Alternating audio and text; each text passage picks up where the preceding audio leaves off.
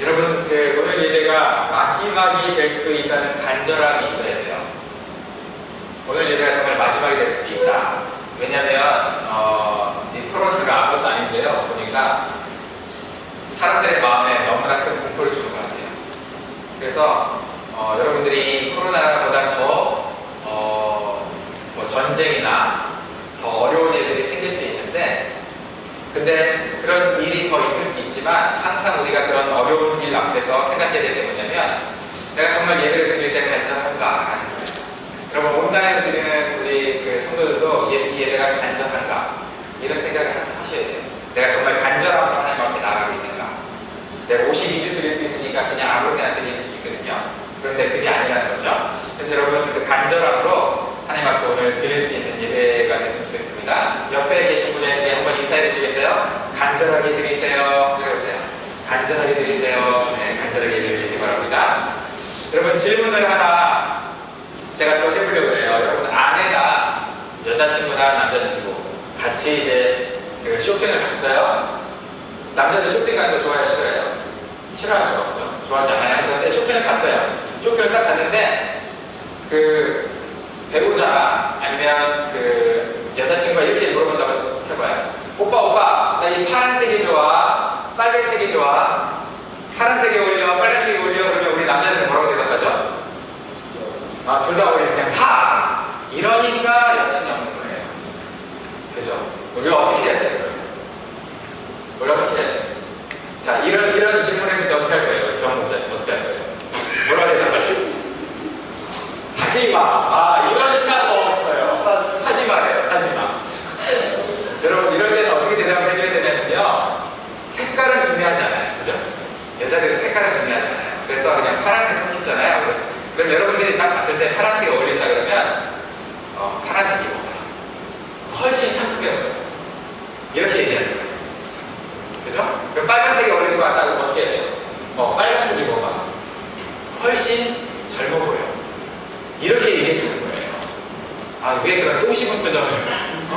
군대도 갔다 왔잖아. 3년도 참았는데 한 20초 참으면 되잖아요. 그래서 미쳤다고 20초 참고 한번 해보라고. 자, 옆에 이제 여친이 있어요. 그러면 연습 시작. 빨간색이 뭐가 훨씬 젊어 보여. 빨간색이 뭐가 훨씬 젊어 보여. 시작. 그러니까 안 된다고. 마음을 담아야지. 빨간색이 뭐가 훨씬 젊어 보여. 이렇게 얘기해야죠. 여러분, 가족한테 있잖아요. 가족에게 들어야 할 말을 해줘야 할까요? 듣고 싶은 말을 해줘야 할까요? 가족한테. 여러분, 가족한테, 진짜 사랑하는 가족한테 듣고 싶은 말을 해줘야 할까요? 들어야 할 말을 해줘야 할까요? 나는 듣고 싶은 말을 해준다. 나는 들어야 할 말을 잘 해준다. 이러니까 여러분들이 가정에 평화가 없는 거예요. 여러분, 들어야 할 말을 해주는 게 아니고요, 듣고 싶은 말을 해줘야 한대요. 왜 그럴까요? 자기 와이프가, 남편이, 아니면 애들이 우리는 들어야 할 말을 해주고 싶지 않아요. 너무 사랑하니까. 근데 왜 듣고 싶은 말을 해줘야 하냐면요, 내가 듣고 싶은 말을 해주지 않으면 딴 새끼가 해줘요. 딴 놈 해줘요. 딴 놈 해주면 무슨 문제가 생겨요? 바람나요. 그렇죠? 바람나고 악한 사람이 내 자녀들을 듣고 싶은 말을 해줘가지고 꼬셔요. 자꾸. 그래서 들어야 할 말보다는 듣고 싶은 말을 해줘야 될 필요가 있는 거죠. 그런데 여러분들, 듣는 입장에서는 어떨까요? 듣는 입장에서는 여러분이 듣는 입장이 됐다고 생각해보세요. 듣는 입장에서는 내가 어떤 말을 들어야 할까라고 생각해야 되는 거예요. 그러니까 다시 말해서 듣고 싶은 말을 들으려고 하는 게 아니라 뭐 해야 된다는 거예요? 들어야 할 말을 내가 듣는 훈련을 해야 된다는 거죠. 그래서 여러분, 가족이 아니고 절친이 아닌 다른 누군가가 여러분에게 듣고 싶은 말을 해줄 때는 함정이에요. 그걸 세상에서 뭐라 그러죠? 세상에서는 아첨. 그죠? 아부라고 하잖아요. 내가 듣고 싶은 말 해줄 때. 여러분, 그럴 때 조심해야 돼요. 그러니까 들어야 할 말은 비록 우리 가슴을 아프게 할 때가 있어요. 그리고 나를 스트레스 받게 할 때가 있는데, 가슴이 아파도 들어야 할 말을 들을 때 성장이 있는 거예요. 가슴이 아파도. 자기 영적 상태보다 조금 더 수준 높은 말을 들을 줄 알아야 돼요. 내 영적 상태보다 조금 더 수준 높은 말을 들을 줄 알아야 어떻게 되는 거예요? 내가 성장이 있는 거죠. 여러분, 은혜를 강조하는 설교를 듣다 보면 여러분들이 구원받은 증거는 이렇다, 성령 받은 분은 이렇게 산다 라는 얘기를 가끔 들어요. 그죠? 여러분들이 그럴 때 그런 설교를 들으면 설교의 주제가 뭐냐면요, 우리가 어떻게 살아가야 하느냐에 대한 태도에 대한 설교예요. 그죠? 내가 어떻게 살아가야 하느냐에 대한 태도의 설교인데, 태도에 대한 설교가 많은데, 그런 설교를 듣다 보면은 헷갈려. 어떻게 헷갈려요? 내가 정말 저렇게 노력하라는 얘기인지, 그죠? 용서하고 사랑하고 이렇게 노력을 하라는 얘기인지, 아니면 은혜를 받으면, 하나님의 은혜를 받으면 내가 자동적으로 노력하게 되고, 그리고 이렇게 사랑할 수 있고 용서할 수 있으니까 그냥 하나님의 은혜를 간절히 기대하라는 얘기인지 도대체 알 수가 없죠. 그죠? 도대체 이게 삶으로 살아가는 얘기인지 은혜를 누리라는 얘기인지 막 혼동이 돼요.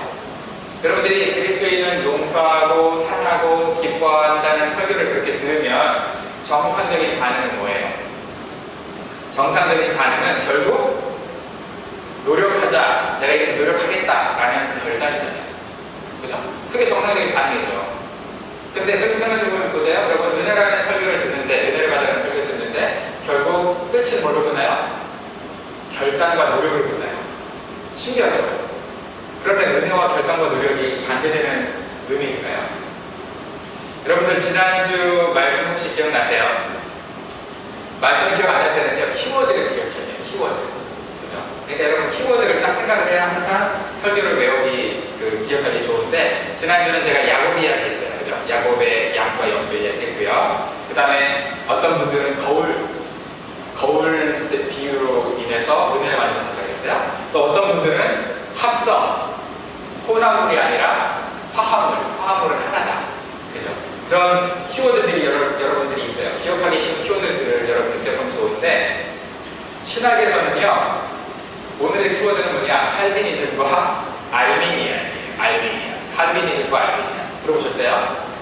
못 들어봤죠? 신학에서 은혜와 예정을 강조하는 게 칼비니즘이에요. 은혜와 예정을 강조하는 게 칼비니즘이고요. 그 다음에 하나님의 은혜와 예정에 대한 반응과 결단과 노력을 강조하는 게 알미니안이에요. 그래서 성결교회는 뭘 것 같으세요, 여러분? 우리 성결교회. 네, 우리 성결교회는 알미니안인데, 왜 알미니안이냐면요, 성결교회는 다시 오실 주님을 우리가 재림하실 주님을 기대하면서 성결한 삶을 살아가자, 그런 차원에서 성결교회가 있는 거거든요. 그러니까 성결교회는 하나님의 은혜보다도 뭘 더 강조하냐면 우리 인간의 반응, 하나님에 대한 반응, 결단을 당연히 강조하죠. 그런데 간혹 이런 알미니안을요, 행위를 통한 구원으로 오해하는 바보들이 있어요. 그러니까 신학교는 좋은 데 나와야 돼요. 그죠? 이상한 신학교 나오시는 분들은요, 알미니안이 행위구원이라고 착각하는 분들이 있어요. 그리고 그런 분들 보면요, 하나님의 은혜를 제대로 누리지도 못해요. 진정한 칼빈이가 아니에요. 좀 이상해요. 그런 분들한테 여러분 맡기면 평생 고생합니다. 여러분, 성령 하나님이 여러분 변화시켜 오셨죠, 지금까지. 성령 하나님 여러분 변화시켜 오셨는데, 여러분 변화시킬 때 여러분들이 마음에 아무런 갈등도 없고, 마음에 아픔도 없고, 고통과 결단이 없었어요? 그냥 막 됐어요, 은혜로? 그냥 막 되는 사람도 있죠, 가끔. 그죠? 한 1억 명 중에 1명 정도. 대립국가가 한 명씩 있어요, 그죠? 한국이 한 명, 캐나다 한 명인데 한 명이 나니까 캐나다에 다시 없네. 그죠? 없어요. 여러분, 부단한 의지와 노력과 좌절을 겪어보지 않고 변화된 사람은 없어요. 마귀가 어떤 사람을 속였다고 해봐요. 우리가 마귀한테 속아서 죄를 졌다 쳐봐요. 근데 법정에 나가가지고요, 제가 제 사람 때문에 속았어요, 저 마귀 때문에 속았어요 하면서 마귀 탓만 해도 우리가 유죄예요, 무죄예요? 유죄죠, 그죠? 마귀 탓해도 우리는 유죄죠. 왜 그래요? 우리가 했던 행동에 대한 책임이 나에게 있는 거기 때문에 그렇죠. 내가 했던 행동에 대한 책임이 나에게 있어서 그래요. 여러분, 그래서 은혜와 자유의지는요, 서로 주제가 충돌할 수밖에 없어요. 은혜와 우리의 노력, 결단은요, 충돌할 수밖에 없는 거예요. 그래서 이런 재밌는 제가 재밌는 거를 제가 나왔는데 찾아봤는데 제가 보시면은요. 자, 질문도 한번 해볼게요. 여러분 구원받은 게 은혜로 구원받았어요? 여러분이 결단해서 구원받았어요? 결단하고 하나님 앞에 헌신해서, 결단하고 내가 하나님을 선택해서, 혹은 하나님이 나에게 은혜를 주셔서 나를 강압적으로 선택해서. 뭐가 비슷해요? 헷갈리죠? 그죠? 무지하게 헷갈릴 거예요. 그냥 쉽게 얘기해볼게요. 여러분 은혜로 구원받았어요? 여러분이 선택해서 구원받았어요? 은혜로? 그렇죠. 그럼 여러분 선택을 안 했어요? 은혜로 구원받을 때? 여러분이 하나님 선택 안 했어요? 헷갈리죠? 이게 헷갈리는 거예요. 근데 자유의지랑 은혜가 이렇게 둘이 섞여있기 때문에 구분하기가 어렵거든요. 근데 어떤 사람은 저렇게 오른쪽 보세요. 좀 보이세요? 나의 피조물이요. 두려워 말고 선택하거라. 내가 너에게 자유의지를 줬으니 한번 밑에 보니까 총을 들게 되고 그죠? 자, 부담 갖지 말고 어서 선택하라니까 나 믿으면 살고 안 믿으면 지옥을 맛보게 해줄게. 이렇게 지금 비난한 거예요. 하나님에 대해서. 여러분 여기서 이게 뭐가 잘못된 거 같죠? 이게 맞는 것 같으면 여러분들 지금 큰일 나는 거예요. 그죠? 여기 맞네? 우리 하나님 진짜 치사하고 더럽네. 자기 믿으면 천국 가고 예수님 믿으면 천국 가고 나 믿으면 지옥 가고 예수님 안 믿으면 지옥 가고 뭐예요 이게 자유의지도 아니네 라고 생각하면 정말 웃긴 거예요. 그죠? 여러분 오른쪽 보면 있는 모습 그대로 다 받아주는 게 은혜라고 생각하는 사람들이 저런 그림 너무 좋아해요. 그런데 문제는 내가 똥인데 저렇게 안아줘야 돼. 계속 그러면 죽을 때까지 냄새나는데 한 번 안아줄 수 있어. 근데 그 다음부터 어떻게 해야 돼요? 씻어야죠. 그쵸? 그럼 하나님이 계속 씻어주시고 여러분은 그냥 계속 나가서 죄 짓고 와가지고 또 씻어주세요. 뭐 이럴 거예요. 와, 이거 너무 헷갈리죠. 너무 헷갈리죠. 자, 이거 그림 잡는 시댁이다. 우리 결론인데요. 자, 여러분들이 이렇게 생각하면 좋아요. 결단을 내가 구원받기 전에는 내가 결단한 거야. 선택했어요. 그죠? 근데 내가 선택하고 결단한 순간 하나님의 은혜가 하나님의 예정이 나에게 주어지는 거예요. 그러니까 일단 내가 결단하지 않으면 내가 믿기로 결단하지 않으면 믿음이 안 와요. 근데 내가 믿기로 결단을 하면 그때부터는 내게 믿음이 와요. 그래서 그때부터 하나님이 나를 믿게 예정하셨구나라는 구원의 확신이 생겨요. 희한하죠? 그러니까 이게 말로는 오류가 심하지. 뭔 소리인지 모르겠지. 도대체 이게 뭔 소리야? 쉽게 얘기하면 의지적 선택하고요. 여러분들이 의지적으로 선택하는 거 있잖아요. 의지적 선택하고 하나님의 예정은 분리될 수가 없어요. 이전 그림의 새끼줄 분죠. 그죠? 새끼줄 꽂듯이 두 개가 하나예요. 지난주에 제가 말씀드렸던 것처럼 뭐예요? 여러분의 의지적 결단과 하나님의 은혜는 순수 화합물이에요. 화합물. 그게. 그죠? 합성된 화합물인 거예요. 분리할 수 없어요. 그 칼비니즘하고 그 알미니안이 항상 싸우는 게 뭐냐면 칼비니즘은 야고보서를 성경도 아니라고 봐요. 왜냐하면 행함이 있는 믿음을 강조하거든요. 그래서 칼빈이 가장 좋아하는 건 뭐냐면 로마서예요. 은혜만 강조하니까. 근데 반대로 또 알미니아는 뭘 좋아할까요? 야고보서를 중요하게 생각해요. 너희씨 삶도 없는 새끼가 어디서 있어? 뭘 로마서 하면 뭐예요? 로마서가 진정한 로마서는 야고보서야. 이렇게 얘기하거든요. 이걸 이제 알미니안식의 그 구원을 은혜를 뭐라고 하냐면 복음적 신인 협동설이라고 해요. 복음적 신인 협동설. 할 단어가 그렇게 써서 이렇게 얘기한 거지 이것도 병폐가 많아요. 그대로 믿으면. 그렇지만 어쨌든 복음적 신인 협동설이라고 그러는데 여러분 하나님이 자유의지를 저 여러분 주셨죠. 저 여러분. 그죠? 자유의지를 주셨는데 하나님이 일할 때 우리한테 자유의지를 주셨기 때문에 우리랑 상의하시고 우리에게 동참하라고 초대를 하세요. 그죠? 강압적으로는 안 하시죠. 강압적으로는 안 하시거든요. 그러니까 아까 제가 말씀드렸던 것처럼 새끼줄처럼 이렇게 꼬면서 같이 협동하기를 원하시는 거예요. 여러분 포도나무에 가지가 있잖아요. 포도나무에 가지가 있어요. 그래서 이 가지에 뭐가 열려요? 포도 열매가 열려요.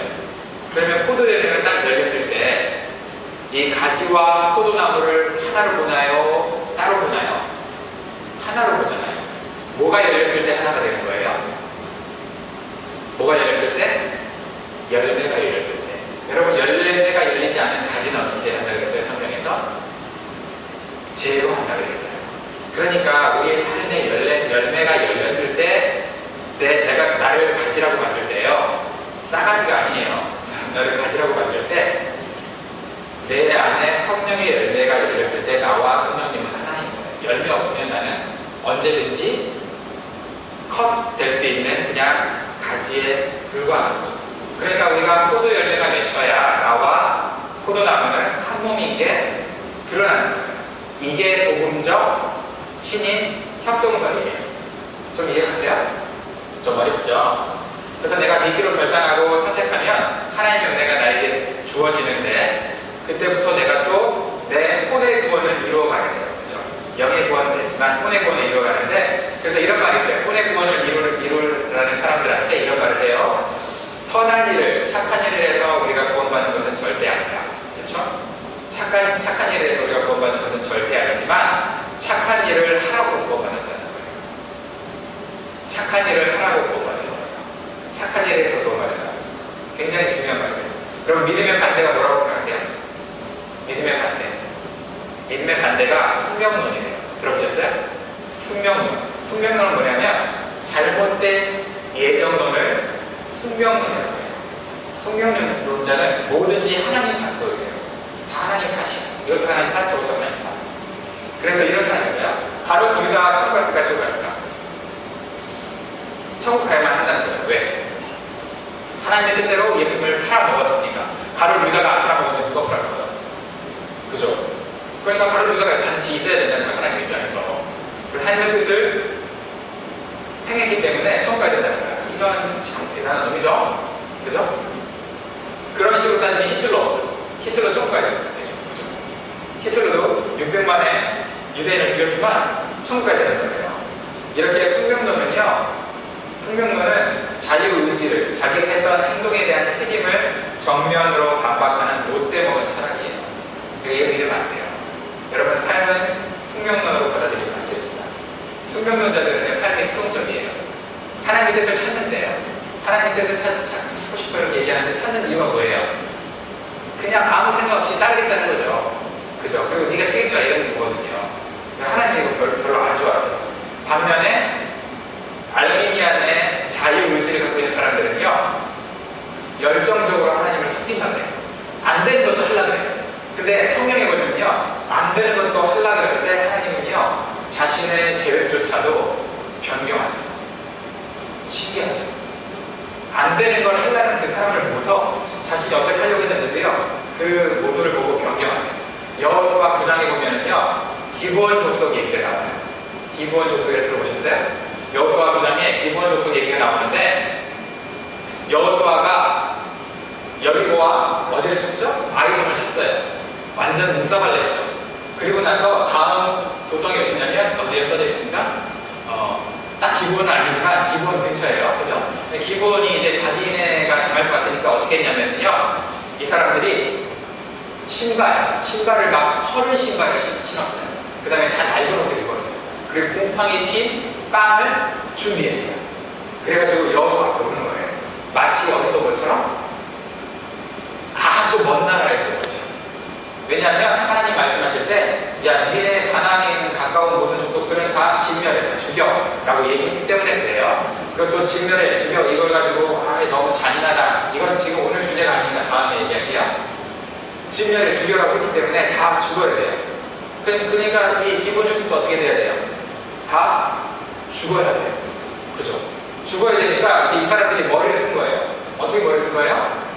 먼 나라에서 온 것처럼 숨겨가지고 화친주에 맺으려고 하는 거예요. 평화줘요, 맺자, 이런 거예요.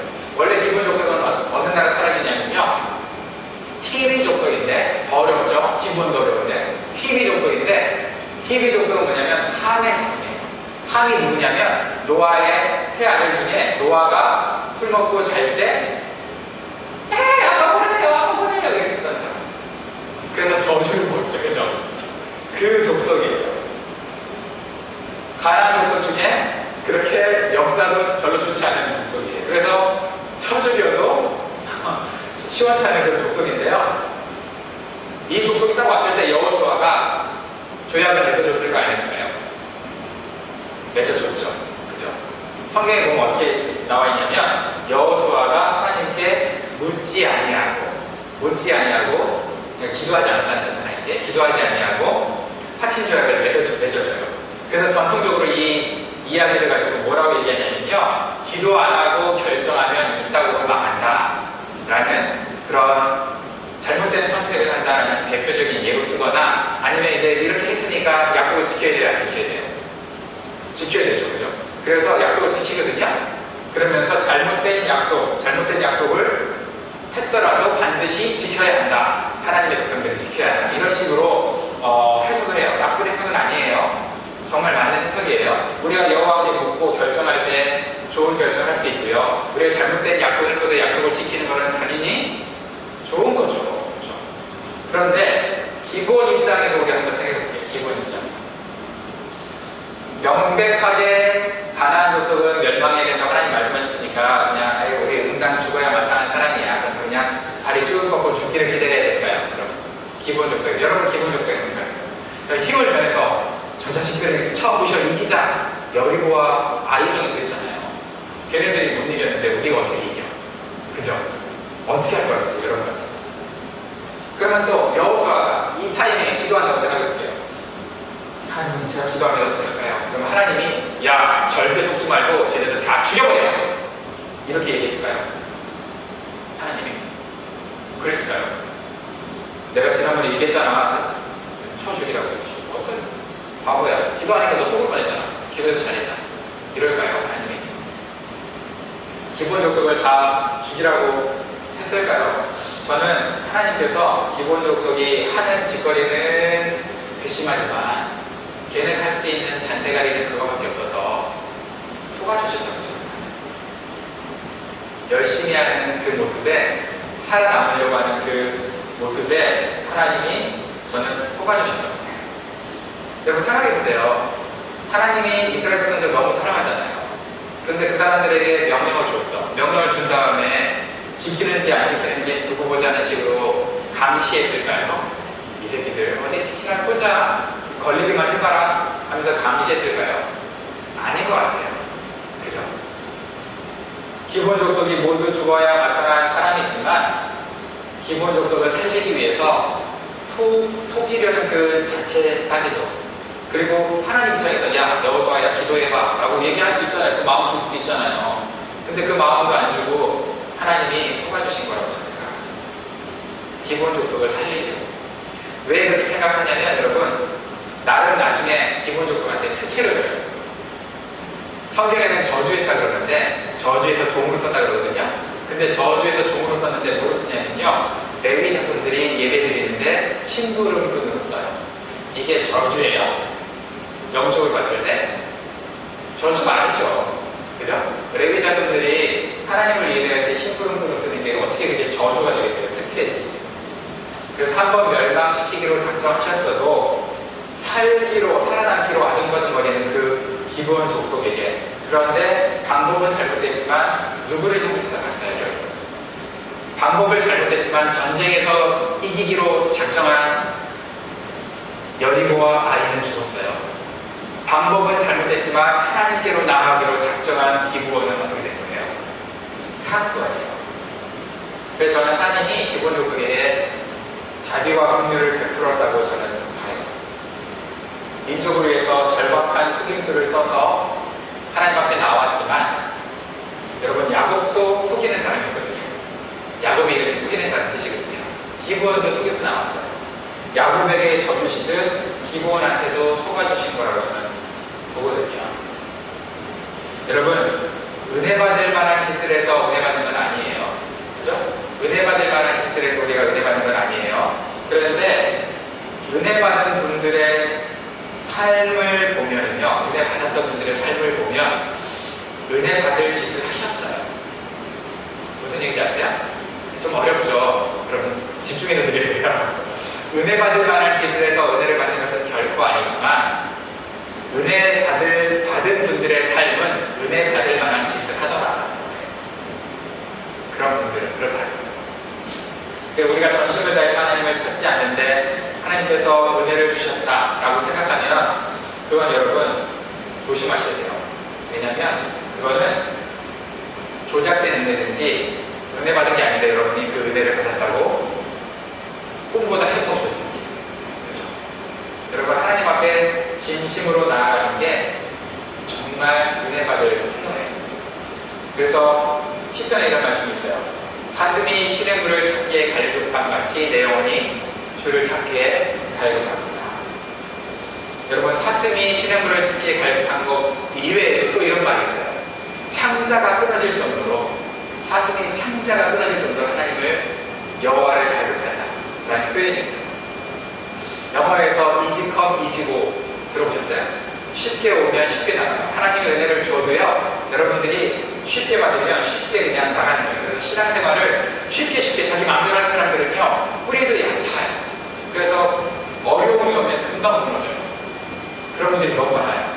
그런데 지극정성으로 하나님을 찾는 사람들은요, 그 지극정성 때문에 하나님을 만난 건 아니지만 그 지극정성 때문에 하나님이 하나님답게 드러나는 거예요. 지극정성 때문에 하나님을 만나는 건 아니지만 지극정성 없이는 하나님을 만나기도 사실은 어려운 거죠. 굉장히 어렵죠. 그래서 전심은 아니지만, 전심이 보장은 아니에요. 하나님을 만날 수 있는, 전심이 하나님을 만날 수 있는 보장은 아니지만 전심이 없이는 하나님을 못 만납니다. 그래서 성경에서 이렇게 얘기했어요. 하나님을 가까이 하라, 너희를 가까이 하시리라. 초신자들이 기도 막 하면 하나님이 그때는 막 어떻게 해요? 막 들어줘요. 초신자들이 기도하면 들어줘요. 근데 어느 순간부터는 하나님이 인격 훈련을 시키느라 기도를 잘 안 들어주세요. 너는 왜 기도 제목이 맨날 그 모양이냐? 그죠? 맨날 그게 추상적이다. 하나님과 동행? 너 진짜 나랑 동행을 해봤니? 그죠? 건강? 아이고, 그래 90살까지 벽에 똥칠하지 않고 사는 게 네 인생 목적이냐? 그죠? 항상 그렇게 기도 제목이 성장이고 변화가 없으면 하나님 이제는 그때부터는 침묵하세요. 아이고 성장 좀 해라 이러면서.